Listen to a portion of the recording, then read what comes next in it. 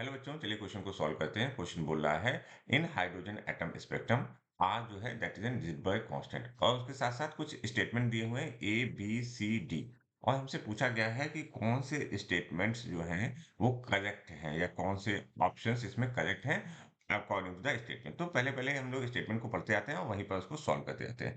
पहला स्टेटमेंट जो ए स्टेटमेंट है वो बोल रहा है कि the maximum wavelength of the radiation of Lyman सीज इज। अच्छा, लाइमन सीज के बारे में बात कर रहा है और वेवलेंथ के बारे में बात कर रहा है।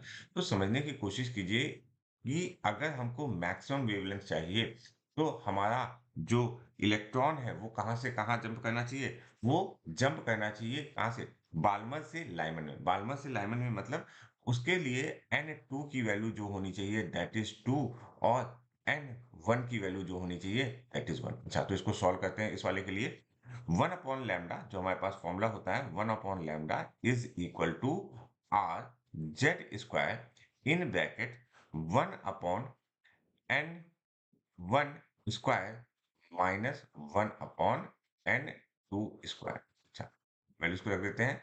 तो 1 upon lambda is equal to, देखो आर अगर हम देखें ऑप्शंस में तो आर लगा हुआ है और आर की वैल्यू हमें यहाँ लिखने की जरूरत नहीं है। आर जेड जो है वो हाइड्रोजन है तो 1 होगा इन ब्रैकेट 1 अपॉन एन 1 की वैल्यू जो है that is 1 minus of 1 upon 2 2 इन जा 4। ओके, अगर आप इसको सॉल्व कर दोगे तो ये आएगा 4 माइनस 3। ठीक है, तो हमारे पास आया 1 upon lambda is equal to R. Okay, R के साथ आया 4 माइनस 1 3, दैट इज 3/4।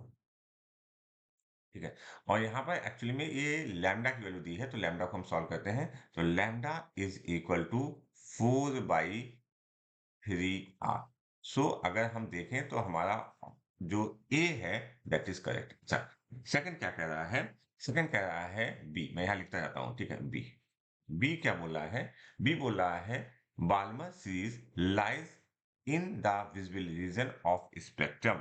अच्छा, जो बाल्मर सीरीज है वो लाई करती है हमारी विजिबल रीजन में। Yes, that is correct. और उसकी जो वेवलेंथ होती है वो करीब-करीब वेरी करती है 3800 टू 7600 एंगस्ट्रॉम, और यहीं पर हमारी विजुअल लाइट भी होती हैं। सो ये जो बी वाला पार्ट है that is also correct.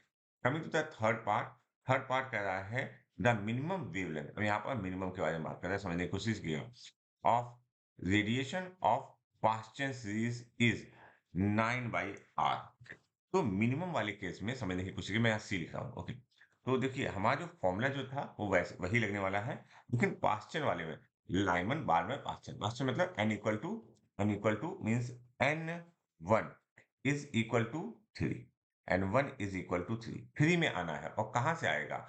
n2 is equal to infinity, क्योंकि हमको मिनिमम चाहिए। तो अगेन हम फॉर्मूला लगा देते हैं, 1 upon lambda is equal to R. ठीक है, जेड की वैल्यू हमें पता है 1 होगी। ठीक है, इन ब्रैकेट 1 अपॉन 3 3 जा 9, okay, minus 1 upon infinity square. तो यहाँ पर जो हमें वैल्यू मिलेगी that is 1 upon lambda is equal to r/9, और यहाँ से लैम्डा की वैल्यू आ गई, lambda is equal to 9/r। I think यही ऑप्शन दिया हुआ है, यही लैम्डा की वैल्यू दी हुई है 9/r।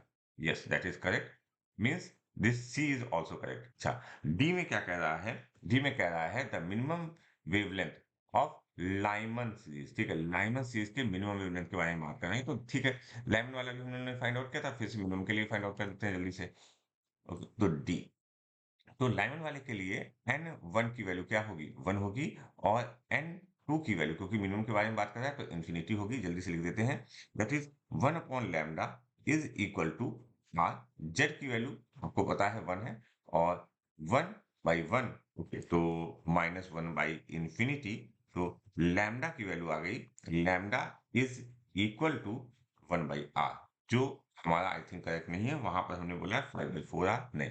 So this is D is not correct. So अगर हम चेक करें तो A B C is correct. तो देखें A B C, only A B C. Yes, option 2 is correct for this particular question.